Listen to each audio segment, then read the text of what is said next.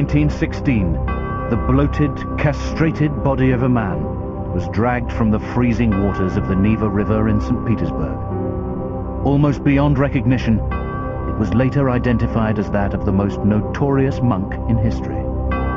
He's a superhuman force of evil at the heart of the monarchy. Hundreds of thousands of people died because of the incompetence of the government, of the ministry, and that ministry influenced by Rasputin. It's widely believed in the upper reaches of society that this man is really the source of all of Russia's problems. To his enemies, Grigory Rasputin was the incarnation of evil. He destroyed anyone who dared to cross his path to power. Implicated in murder, corruption, and the eventual destruction and execution of the Romanov royal family, Rasputin was instrumental in wiping out the 300-year-old dynasty and changing the history of Russia forever.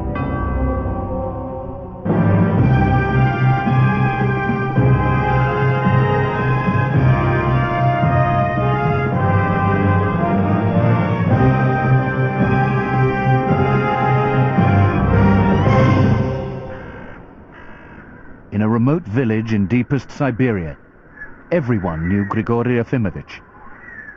As a teenager, his shameless exploits had earned him a reputation as a thief, a drunkard, and a womanizer. His name comes from the Russian word Rasputny, which means dissolute, so he obviously spent many of his childhood years getting drunk and getting up to no good. By the time he was in his teenage, he was a sort of tearaway. I mean, there was a sort of gang of toughs in the village, and he was the leader. So much so that they would be paid by the priest to stay away from Sunday worship, for example, because they were so disruptive. Unwelcome in the Orthodox Church, Rasputin began to search for an alternative path to God. Evidently, he showed tremendous interest and curiosity and a deep sense of spirituality which others witnessed. So he was on the way to becoming an important figure in the religious scene of Russia at the time. Rasputin was never ordained priest, and he didn't become a monk, although on occasion he claimed to or pretended to be that. Rasputin discovered a heretical cult who believed that only after a man had sinned greatly could he truly be repentant and pleasing to God. He's really the member of a sect, of which there were many in Russia. Rasputin's sect, probably the Khlisti as they are known, we translate that as the flagellants, the idea that they whipped themselves into a state of ecstatic frenzy where they had religious visions. And they, like many sects, believed that Christ was embodied in ordinary peasant people. The Khlisti rituals consisted of meeting in secret places, forest glades perhaps, or cellars, where they would whip and dance and twirl and stamp and chant themselves into a state of ecstasy, into a frenzy. In Russian it's called radienie. They would then engage in group sex, in orgies. And the purpose of this was both to indulge in the sin of the flesh, in order then to be purified, to repent, and to abstain once again. Despite Rasputin's involvement in the cult, he married a local girl and started a family. But he was not destined to play the doting father for long. He seems to have seen the light and went on a pilgrimage, so he claims, which probably means that he spent some years wandering around Russia and picking up the reputation of some sort of mystical type. From the very beginning, it was clear that Rasputin was different from other boys. He showed from an early age that he had something like second sight. He had these very hypnotic, powerful eyes, which seemed to sort of be the center of his personality. Assuming the role of holy man and healer, Rasputin set about corrupting countless God-fearing peasant women. He could argue, if you want to come to Christ, you want to come to God, then you have to sin first. And I can be the medium through which you can sin. And it's documented that many women fell for this line. His technique was quite straightforward and uncomplicated. He would simply tear open the girl's blouse. It's a very crude and primitive male chauvinism that he practiced. Before long, this potent and dangerous combination would lead Rasputin to the royal capital of St. Petersburg. St. Petersburg 1900 is a very vibrant cosmopolitan place. Orthodox members of the aristocracy are beginning to flirt with ideas of theosophy, with Ouija boards and seances. Rumours begin to circulate in the early 1900s of this guy Rasputin, who has curious healing powers. In 1903, Rasputin arrived in St. Petersburg with an appearance far from regal. He was a shaggy figure, with a sable coat thrown over peasant boots and a blouse. He smelt a bit like a goat, apparently. He had long, rather greasy black hair, a thick black beard, which people said was covered in last week's dinner. He parted his hair in the middle and combed it kind of over his forehead, because apparently he had a bump on his forehead he wanted to hide. Other people would say it was like a horn he was trying to hide when they want to compare him with the devil. He was pretty repulsive looking. Even his eyes held no warm religious feeling, and were often described as the eyes of a maniac. In the first few years of the 20th century, Russia was suffering massive domestic disorder, as well as the constant threat of foreign invasion. The rich sought amusement, and the church needed a boost. So the church was looking for genuinely spiritual types from the common people. And likewise, the monarchy was similarly looking for people like Rasputin who could give it some sort of divine authority. His reputation as a preacher had preceded him, and he had an entree into high circles within the church, and from there into the aristocracy and the royal family. Tsar Nicholas II and Empress Alexandra lived a life of opulence and luxury, in extraordinary palaces, furnished with gold, and anything their hearts desired. The one dark cloud was that the heir to the throne, Alexei, suffered from haemophilia, an agonizing blood disorder thought incurable. The Empress was desperate for someone to heal her son, the Tsarevich Alexis, because she had brought haemophilia into the Romanov family through her own family of Hesse. She saw her son's illness, the first male heir to be born, as a punishment from God. In November 1906, Rasputin was summoned to the royal palace at Tsarskoye Selo to see if his mystical ability to heal could help. It seems that he was able to stop the bleeding of Tsarevich on occasion, whether this was by hypnotism or by simply his presence, which seemed to have a calming effect, or whether it was because he comforted the mother, who was hysterical. With the illness of Alexei becoming progressively worse, the Empress was convinced that only a miracle could save her son. An incident in 1912 really sort of fixed his position there. The Empress was out riding with Alexis, and he had some sort of fall, and the internal bleeding began. In her desperation, the Empress telegrams Rasputin, who's at home in his village in western Siberia. And by return, he sends a telegram back saying, "God has heard your prayers and seen your tears. The little one will not die. Tell the doctors not to bother him too much." Miracle of miracles, the next morning he recovers, the bleeding stops. That sealed it for Alexandra. A miracle had occurred. And from that point on, Rasputin's comings and goings at the court became more frequent. This finally secured Rasputin's position in the royal palace and his place in Russian history forever. With his position in the palace secure and the assurance of the Empress's protection, Rasputin set about abusing every rule in the holy book. He was a dual character if ever there was one. He could go straight from the Tsarevich's bedside, where he was praying fervently for his recovery, to the brothel down the road. He would boast about his mystical powers as much about his powers as a lover. So, in a sense, you know, his two careers were going apart in parallel. It's like a pop star suddenly being a star overnight and don't know what to do with their money or their fame and their power, in a sense. And he had this wonderful power now. For the ladies of the aristocracy, there was undoubtedly an element of piquancy in this grubby man. This sort of peasant type wandering around the palatial apartments of the aristocracy was obviously an object of fascination. When socializing with the aristocracy, Rasputin would take immense pleasure in insulting his social superiors.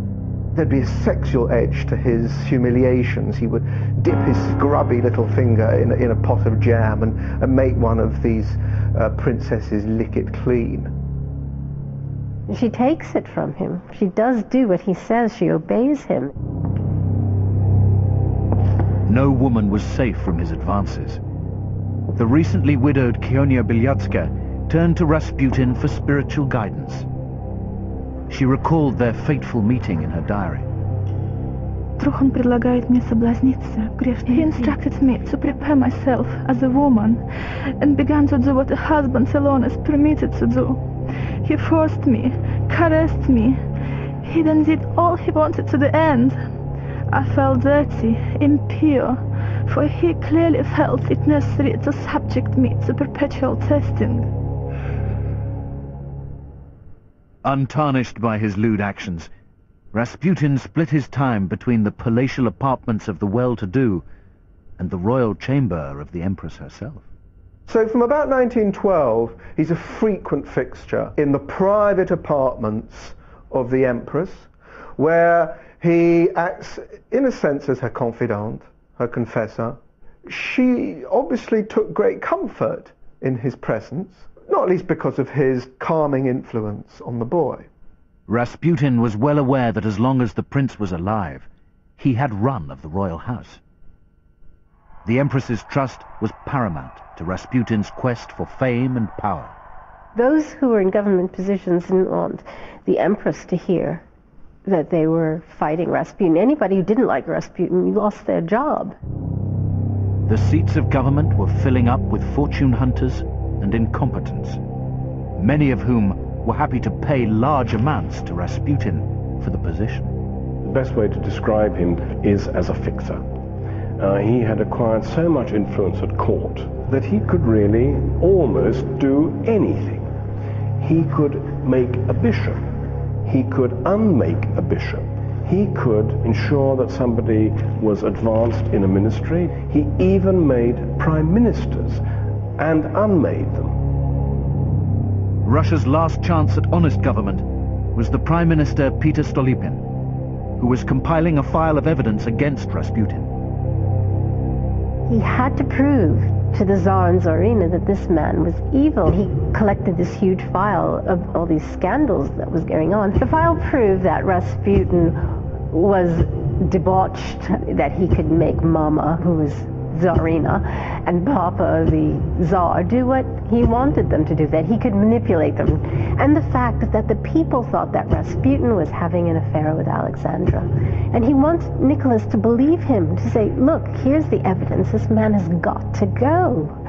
Nicholas saw the information and he knew it was true. But when he showed it to Alexandra, she claimed it was all lies and that he was being persecuted because he was a saint, and all saints are persecuted. Not long after, Stolypin was murdered, shot in the Kiev Opera Theatre whilst attending a royal function with the Tsar. With his number one enemy out of the way, Rasputin's corrupt influence on government was becoming increasingly evident. We had 4 prime ministers, I think 5 ministers of the interior, 4 ministers of agriculture, 3 ministers of war. Instability was seeping through the slack reins of government and onto the city streets. The St. Petersburg papers were bursting with letters from rape victims, crude cartoons, and articles rich with scandalous allegations. There's a rumour mill which is taking over, and Rasputin is at the centre of all this. And there were all sorts of companies producing postcards, stamps, souvenirs. There's one which is a picture of Rasputin standing behind the Empress with one of her breasts in his hand. And it says simply, "Samodержавие," the Russian word for autocracy. So his holding of her breast was a symbol of the autocracy, which was his hold on the whole Russian state. With the very framework of Russian society in disarray, Russia went to war with Germany. Papers were filling up with the names of dead soldiers. Russia is at war, it's going very badly, and the Tsar, in what was to be a fatal error, decides to take over the command of the army, leaves the capital, goes off to the front. And he leaves Alexandra in charge of the government. She is to watch over the ministries. That was her job. But she doesn't do this alone. She calls in Rasputin as her advisor. And from this period on, this is when he's at the height of his powers. She just put her faith and trust in this Rasputin, and anything he said went. Rasputin's influence was spreading all the way to the front line, with devastating consequences. Nicholas, as the commander-in-chief of the army from 1915, was obliged to take the advice of his senior commanders, and they were very aware of Rasputin's malevolent influence. And in letter after letter to the Tsar, we see this pleading, this nagging, this begging, you must do as this man says or Russia will go under, we'll lose the throne, our child will never sit on the throne unless you listen to what Rasputin says. And poor Nicholas, knowing what Rasputin was, trying to ignore her, trying to put this to the side, trying not to answer her, but she is determined, and eventually he gives in almost on everything. By replacing the war minister with Vladimir Sukhomlinov, a money-grabbing, incompetent and close friend, Rasputin signed the death warrants of millions of Russian soldiers. It was a disaster. You had soldiers without rifles, or you had rifles without bullets. In certain circumstances, they had bullets and rifles, but one didn't go with the other. And soldiers were in summer uniform, and winter was coming, and you had people freezing to death. They were basically engaging in a 19th century war against a 20th century enemy. They were being slaughtered on the battlefields, absolutely slaughtered. Millions of Russian soldiers were marching towards certain death. As the trenches were filling up with untrained teenagers, generals were taking their own lives. In 1915, the war turns dramatically for the worse. The German machine of metal breaks through the Russian infantry, forces them into a retreat. As Mother Russia mourned her loss, people were beginning to demand some answers. All fingers were pointing to Rasputin. Soldiers' letters back from the front all suggest that they explained the defeat of the army in 1915 as not just the incompetence of the government, but as active treason within it. Rumours were beginning to circulate that there was a pro-German bloc, giving the German commanders secrets about military manoeuvres, in which Rasputin and the Empress were the main culprits. Palace authorities tried to dampen the stories. Rasputin kept the fire alight by spreading wild rumors about his passionate nights with the Empress. There was one very famous occasion in the restaurant of the Yard where in 1915 he took a few prostitutes and began to get drunk and to play with the gypsy ladies, and he made these gestures with his hands saying, "Oh yes, I can make the Empress dance to any way I fashion." Rasputin once ran out on the balcony, waved his private parts to crowds beneath, shouting, "This is what rules Russia." What counts is not whether the rumors are true or not. It's the ability of these rumors to spread, enter people's mind as if they were truth. Rasputin had become a living legend, whose own judgment day was drawing near. Rasputin is demonized. The monarchists blame him for bringing the monarchy down. The people who are opposed to his influence over the monarchy, members of the inner circle of the Romanov family, who see his influence as disastrous, the senior police, senior members of the government. When all of these people decide enough of Rasputin, then I think the final story is already scripted.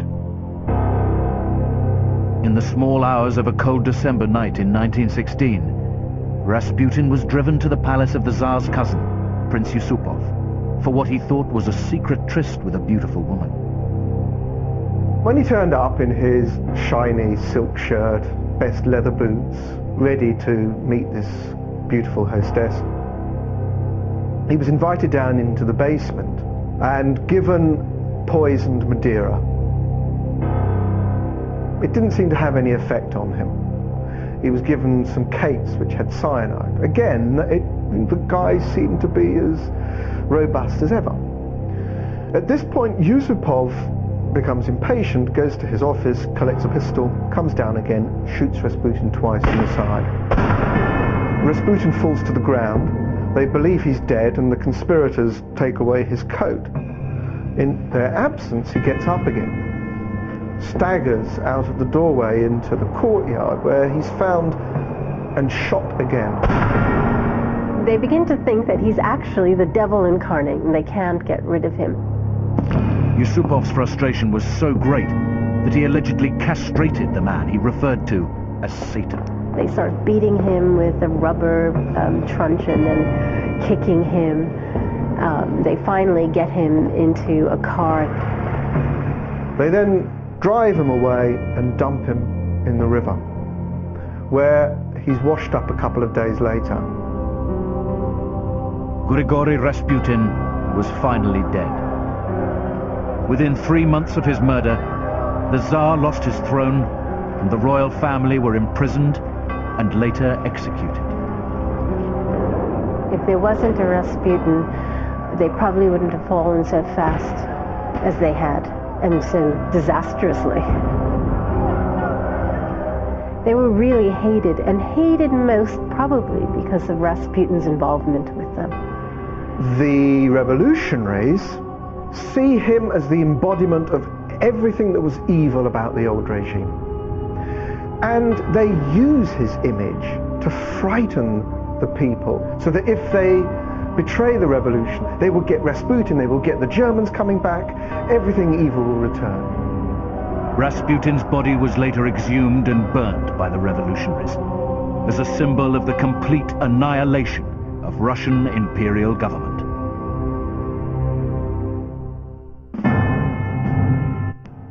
History Night concludes after the break as we head off to the battlefield to hear about the medicine men who risked their own lives to save those of others.